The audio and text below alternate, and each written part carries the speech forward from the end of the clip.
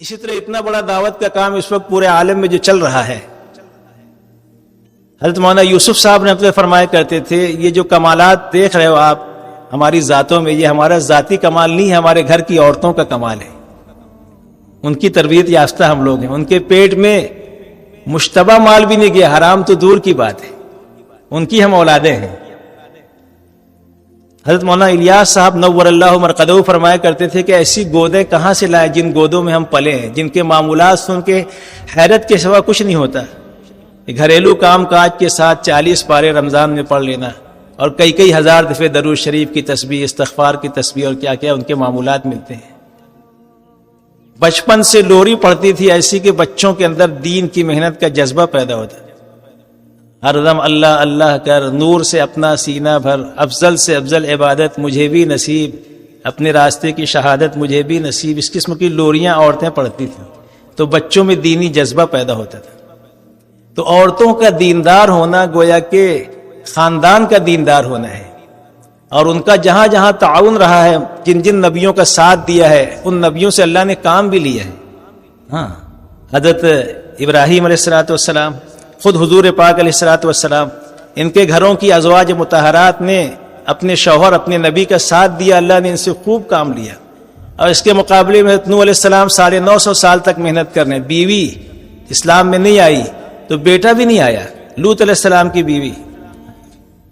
اس لیے مستورات کا کام میں شریک کرنا بہت ضروری ہے۔ اللہ کے نبی نے ان کو بھی فکر مند کیا ہے، بہت سے غزوات میں عورتوں نے شرکت کی، بلکہ بعض دفعہ اللہ کے نبی نے منع کیا تو اپنے کرنے کے کام گنوا دیے کہ ہم مجاہدین کو تیر اور کمان دیں گے، زخمیوں کی مرہم پٹی کریں گے، پیاسوں کو پانی پلائیں گے، اور جو میدان چھوڑ کے جائے گا اس کو ہم میدان کی طرف لوٹائیں گے۔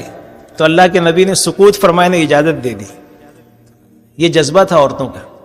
اس لیے دوستو ہمیں مستورات کو کام میں جوڑنا ہے۔ اب اس کے جوڑنے کے لیے کچھ ضروری شرائط ہے، اس کے ساتھ جوڑنا ہے، کیونکہ عورتوں کا بار بار گھر سے نکلنا نہ ضروری ہے نہ مناسب ہے۔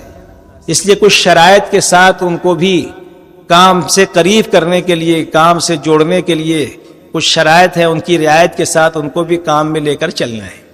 ایک بنیادی شرط تو یہ ہے کہ بغیر محرم کے خروج نہیں ہوگا مستورات کا۔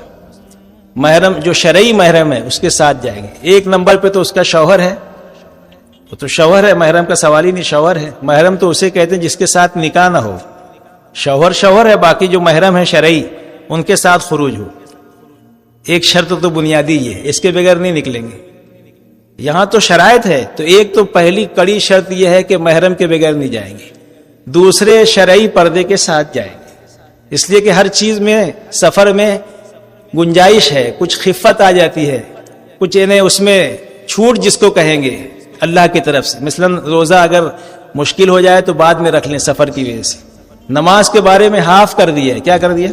ہاف، معاف نہیں ہے، ہاف ہے۔ فرض ہاف ہے، سنت معاف ہے، نفل صاف ہے، ایسا ہے۔ لیکن پردے میں کوئی کسر نہیں ہے، شرعی پردہ۔ باقی مفتیان کرام سے پوچھیں ہاتھ اور چہرے کے بارے میں، اس کے بھی تفصیلات ہیں، لیکن بہتر یہ ہے کہ اپنے کام میں تو شرعی پردے کا لحاظ ضروری ہے۔ دوسری شرط یہ ہے۔ تیسری شرط یہ ہے کہ بچے ساتھ نہیں جائیں گے۔